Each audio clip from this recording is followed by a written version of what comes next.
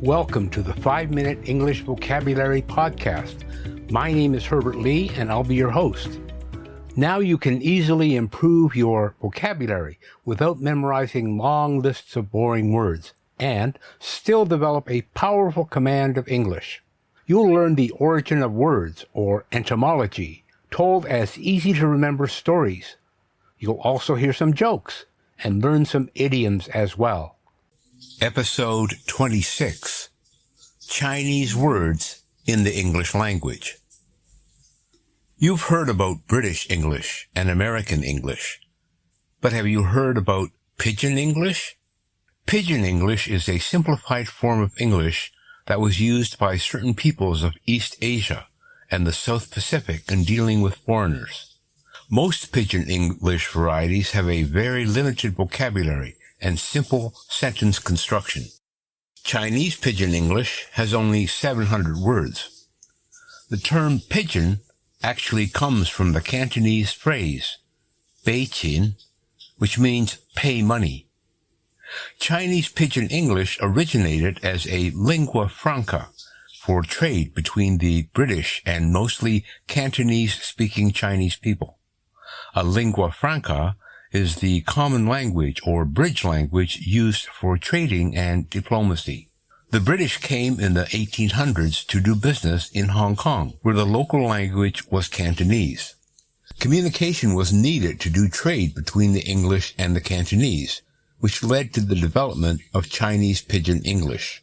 As trade spread, there proved to be too few interpreters among the local Chinese traders and their European counterparts.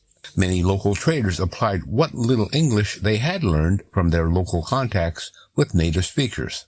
This caused the business English spoken in Hong Kong to diverge increasingly from the more standard forms of English.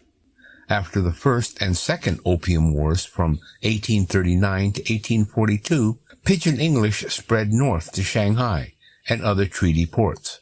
Pigeon usage began to decline in the late 19th century when Chinese and missionary schools began teaching standard English.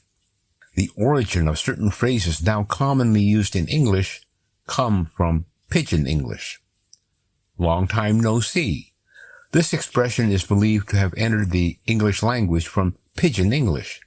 Long time no see is thought to be the Pigeon English translation of the Cantonese phrase Ho loi mo gin. Other Pigeon English phrases are chop chop, literally meaning quick, quick, or hurry, and no can do. Some people therefore consider their origins offensive, so be careful about how you use these terms. Here are a few others. Chop chop. Have you ever been in a hurry and told someone to get a move on by saying chop chop? It is thought that chop chop is a Pigeon English version of chok chok and is used to tell someone to hurry up. Chopsticks. As we saw earlier, the phrase chop chop comes from the Chinese for quick quick, and it's thought that the name for chopsticks has the same origin. The Chinese for chopsticks is kuai ji, and the same first character has the same pronunciation as kuai, meaning quick in Cantonese. Chow. Chow refers to food, and chow down means to eat, or it's chow time. The term dates back to the 1800s when Chinese laborers developed the railroads in California. There are different stories on the word's origin. One explanation, of course, is that it comes from the Cantonese word chow, which means stir-fry. Typhoons and tycoons. Tycoon, a very strong wind, and tycoon, a wealthy business person, look similar in English, which is partly because both have a Chinese influence in their past. Typhoon, for example, comes directly from the Cantonese typhon, which literally means big wind. In English, this got combined with typhon, an ancient Greek monster known as the father of winds, and then it became typhoon. Tycoon, meanwhile, comes from the Japanese word typhoon, meaning great lord or prince. But the Japanese word is a combination of the Chinese word tai and kun, lord. Here then, we see that tai in typhoon and tycoon comes from the Chinese word dai in both cases. Gung-ho. In English, it means overly enthusiastic or energetic, and comes from the Mandarin gung-hei, which literally means work together. A gung-ho approach is something we tend to consider rather bullish and unwise.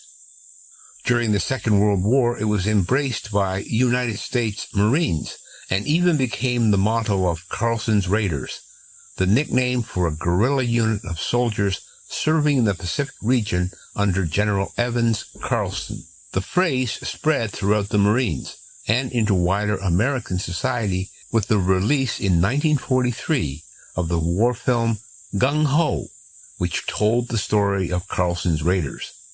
It was Carlson's sometimes irresponsible and careless approach that led to the phrase being used ironically and negatively. So those are some Chinese phrases and words that have come into English. The next episode will give you Chinese words related to food and eating that have come into English. So until next time, it's Herbert Lee saying bye for now.